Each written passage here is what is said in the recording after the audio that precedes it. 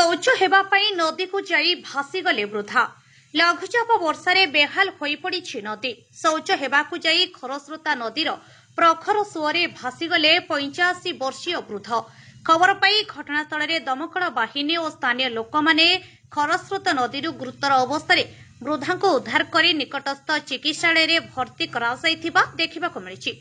सूचना अनुसार केन्द्रापड़ा जिला आड़ी ब्लॉक अंतर्गत हिंजला ग्रामर नरेन्द्र बेहेरा नदी को शौच हेबाकु जाई नदी में भासी जाउथिबार स्थानीय लोक देखिथिले आउ नदीर प्रखर स्रोत थिबारु वृद्ध निखोज होई जाइथिले। बिंझारपुर दमकल बाहिनी घटनास्थल में पहुंची खोजाखोजी आरंभ करथिला। निखोज 1 घंटा मध्यरे दमकल बाहिनी और स्थानीय लोकों द्वारा उद्धार कराई बिंझारपुर गोष्ठी स्वास्थ्य केन्द्र में भर्ती कराଯାଇଛି। तांको स्वास्थ्य अवस्था स्थिर अछि। Bureau report nexus Odisha news. कि आपण ना कहले कोन हेछि कोन केतोळे घटना को आस्तले केतोळु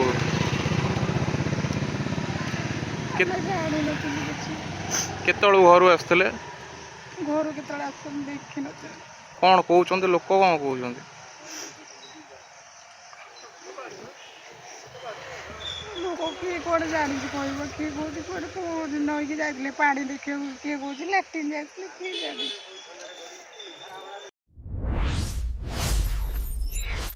Nexus Odisha News।